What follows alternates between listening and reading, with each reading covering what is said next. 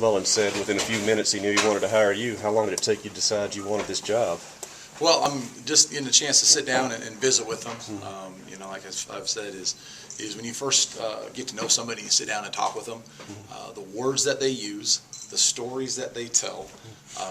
It doesn't matter if you're sitting next to someone in an airplane. Those are the things that are on their mind and is important to them. And after going through and kind of getting to know each other, the biggest thing was just the culture of the kids that he's recruiting and the culture of the kids on the team. Right now, that just I think is a real fundamental attribute of being successful in college football.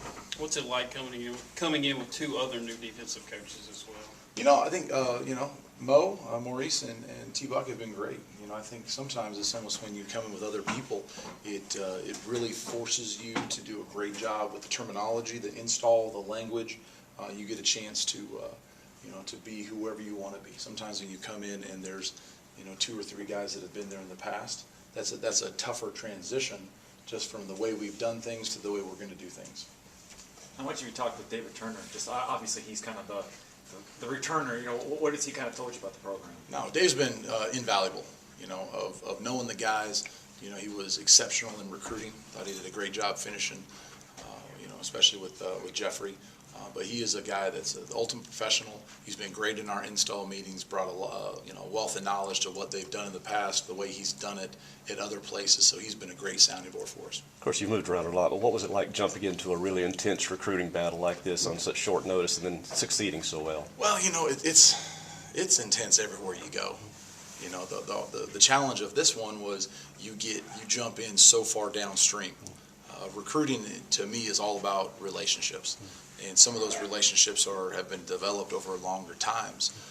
But to get acclimated and to get involved where you have a relationship with the player and the parents, and you can sit there and talk with them, that you got to accelerate that. And when you jump in, you have to lean on the guys that have been here. You lean on Coach Mullen. You lean on David Turner. You lean on those guys on the side of the ball, and you kind of hop in where you can assist. Early thoughts on your defense and your linebackers? Boy, early thoughts. I like how we've been doing things outside, from the agilities to some of the early morning workouts.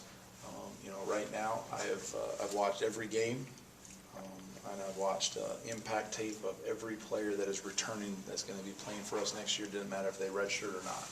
So I have some ideas about them. I'm trying to be very, very patient with my overall impression of what they're going to be as a football player. Every year in college football, you see such dramatic change from one year to the next that I viewed their work, what they did last year, as that's what they did last year. But I'm not holding them good or things they want to do better. We're expecting them to everyone to improve. So all those guys, I'm looking at the skill sets of what they can do and trying to identify spots in which they can help us. But really, what they've done, in that film past, that's their current work. But I'm looking forward to what they're going to do in the future. How much of what you like to do schematically, philosophically, meshes with what you've kind of inherited, not just personnel, but what they're used to doing here? There's quite a bit. I know Manny and Jeff did some 3-down and some 4-down things. I think once you get into the season, you start focusing and you start playing a lot more of what you think your strengths are. But for me, it's really not about what I want to do. We've gone through and we've already studied the conference. I think when you get into these situations, you need to identify what you need to do to win a championship, not what I've done in the past. I think there's two ways to look at it. You look at it from the back end and okay, I need to get to here, and then you work backwards. Or you think, well, I've always done A, B, and C, therefore I'm going to continue to do it, which I think is for this situation isn't the right way to do it. We need to identify what we have to do in this conference to win a championship, what we have at our disposal on our roster, and then I think from there, once you make those decisions, then I think you can start pushing forward. You being a West Coast guy, and of course all your time out there with Washington, Southern California, pros like that, there's that little SEC antipathy built in, but you've also been in the SEC and the Southeast before as well. Yeah, I've spent a lot of time on the West Coast. I've spent 10 years living in the state of Tennessee though as well.